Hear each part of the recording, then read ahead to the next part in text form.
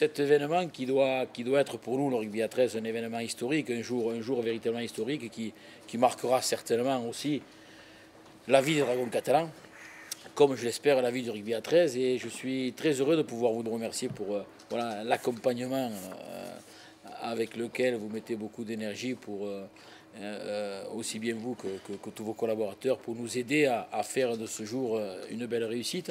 Donc quelques joueurs, quelques amis, quelques partenaires pour venir officialiser un petit peu votre soutien et pour vous dire que eh bien, l'effervescence bat son plein et que j'avais rarement reconnu un tel engouement pour un match de rugby.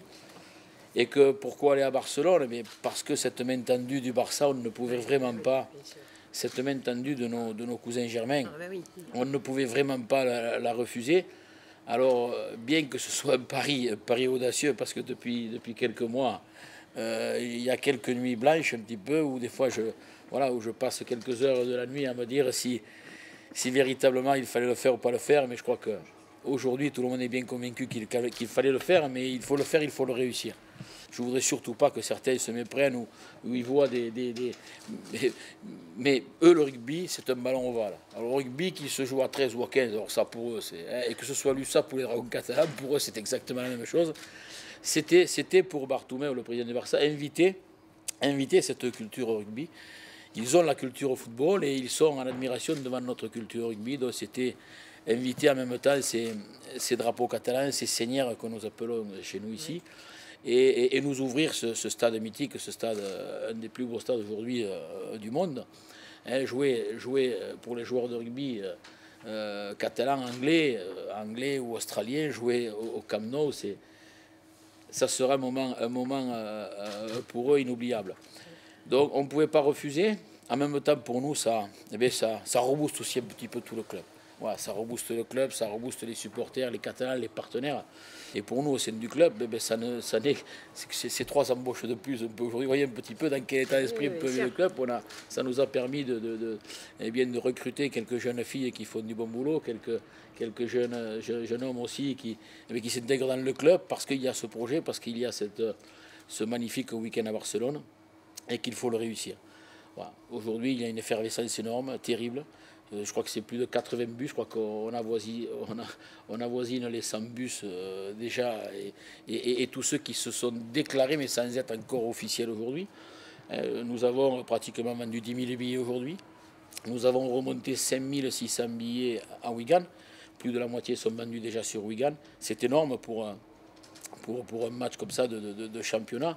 Bon, en même temps, c'est vrai que l'affiche en vaut le coup aussi, puisque c'est en plus tout simplement le vainqueur de la Super League Weekend contre le vainqueur de la Cup de l'année dernière. Voilà. Donc en même temps, ça va mettre une petite compétition tout à fait saine entre nos deux clubs.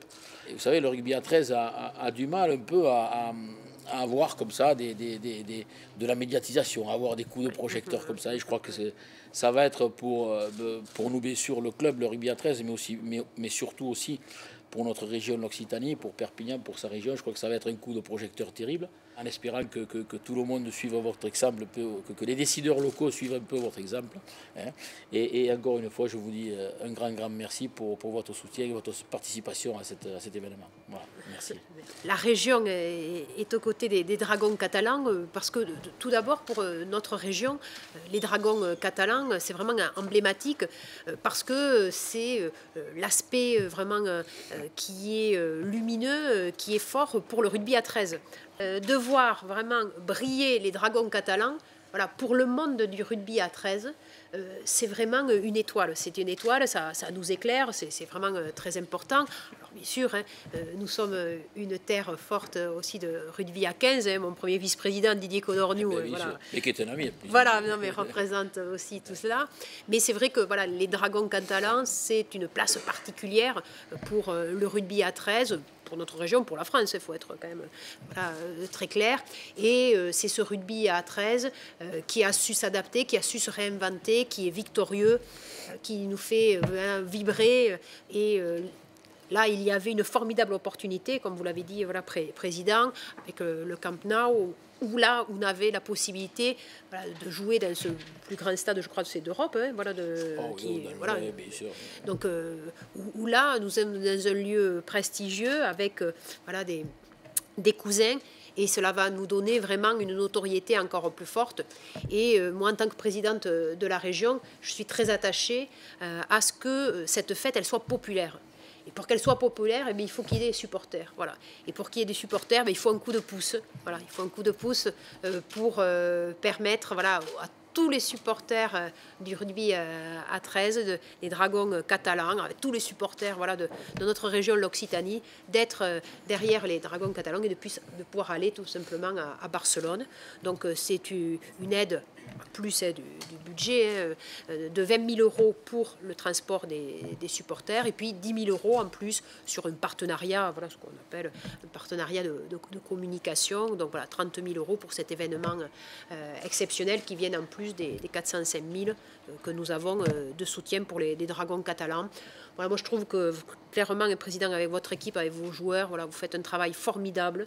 Vous arrivez à faire un travail de cohésion, un travail de fierté. C'est vrai que cela met en avant aussi la culture catalane, donc c'est vraiment une très très bonne chose. Donc voilà, la région Occitanie est naturellement à vos côtés et donc voilà, on tenait voilà, à être vraiment auprès de vous et que ça soit vraiment un vrai moment populaire où un supporter, voilà, qu'il ait de l'argent ou pas, eh bien, il pourra y aller. Et moi, je tenais vraiment à ce que ça soit un rassemblement de toutes et de tous, et voilà, et qu'il n'y ait pas voilà, des limites voilà, pour certains, parce que vous arrivez à faire une très très belle mobilisation, hein, vous avez un nombre de supporters toujours en progression, et cela, quand même, c'est remarquable.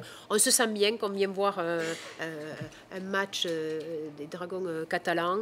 Vous créez vraiment un vrai esprit de convivialité. Et cet esprit, il faut aussi l'avoir à Barcelone.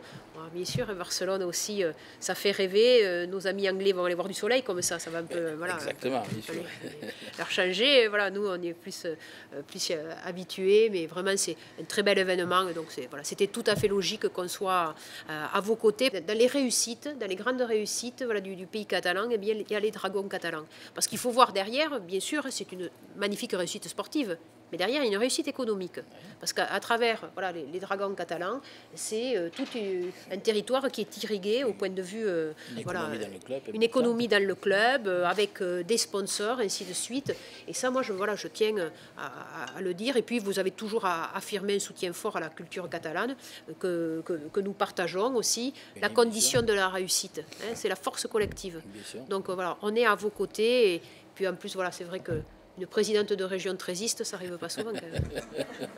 Pour vous dire que déjà, Thierry Arcès, qui est le vice-président du club, connaissant un petit peu ce que vous alliez faire au niveau des aides sur le transport, a déjà pris contact avec Louis Bonnery, que vous connaissez, Louis Bonnery, bien sûr, que tout le monde connaît, qui est le président de la Ligue Occitanie Rugby à 13, et qui déjà commence à mettre en place des bus pour des écoles de rugby, justement, pour beaucoup de jeunes, pour amener le plus de jeunes possible à Barcelone, grâce à vos aides. Donc voilà, nous allons. Voilà.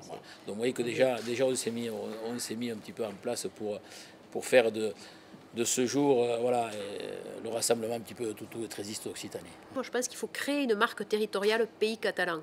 Ça, les Basques l'ont fait. Voilà. Eh bien, plutôt que ceux qui critiquent comme quoi certaines choses pas avancent, mais qui se mettent autour d'une table et qui bossent. Voilà. Qu'on se réunisse tous ensemble, les acteurs économiques, sur les acteurs voilà, culturels, sportifs, ainsi de suite, et créons cette marque voilà, pays catalan, une marque territoriale. Voilà, parce que la question du débat, du nom des institutions, c'est pas ça la force. Je veux dire, le Pays Basque, le département, il s'appelle pas Pays Basque, la région, elle s'appelle pas Pays Basque, ainsi de suite. Ce qu'il y a, c'est qu'il y a une image qui est associée. Et en matière de marketing territorial, il faut avoir une image.